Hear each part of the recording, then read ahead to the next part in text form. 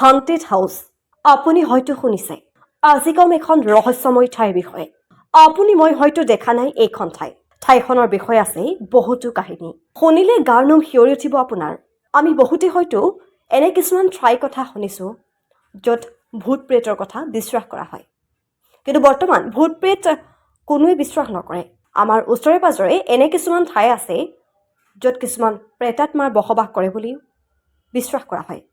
কিন্তু এখন ঠাই আছে অসমতে এই ঠাইত গ'লে আপুনি এপলকলৈ হ'লেও ভূত প্ৰেত যে পৃথিৱীত আছে এই কথা বিশ্বাস কৰিবলৈ বাধ্য হৈ যাব কাৰণ ঠাইখনৰ বিষয়ে আছে বহুতো আজব আৰু ভয়ংকৰ কাহিনী নাম হৈছে হান্টেড হাউচ এই ঘৰটো অৱস্থিত অসমৰ নগাঁও জিলাত ঘৰটো পৰি আছে পৰিত্যক্ত অৱস্থাত পৰিত্যক্ত এটা ঘৰ যাৰ লগত জড়িত হৈ আছে এক ভয়ংকৰ ঘটনা গাৰ নোম শিয়ৰি উঠা এক কাণ্ড তৰুণ ফুকন ৰোডৰ কাষৰ এটা পৰিত্যক্ত ঘৰ এই পৰিত্যক্ত ঘৰতে বাস কৰে এজনী কিশোৰীৰ আত্মা কিশোৰীগৰাকীৰ সৈতে সংঘটিত হৈছিল এক ভয়ংকৰ কাণ্ড এই ঘৰতে ছোৱালীজনীক ধৰ্ষণ কৰি হত্যা কৰা হৈছিল বুলি ধাৰণা কৰা হৈছে স্থানীয় লোকৰ মতে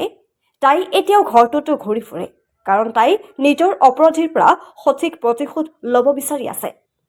আৰু সেই প্ৰতিশোধ পূৰণ নোহোৱালৈকে হয়তো এই ঘৰটোতে তাই আত্মা ঘূৰি ফুৰিব যাৰ বাবে ঠাইখন জয়াল হৈ থাকে বুলি বিশ্বাস কৰে ঠাইখন এনেদৰে বহুদিনৰ পৰা পৰিত্যক্ত অৱস্থাত আছে যাৰ বাবে ঠাইখনত এক মায়াবী ঠাই বুলিও গণ্য কৰিছে ৰাইজে য'ত এবাৰ গ'লে আপুনি হয়তো উভতি নাহিব পাৰে বুলিও বিশ্বাস প্ৰচলিত আছে আৰু সেই ঠাইখনেই হৈছে হান্টেড হাউচ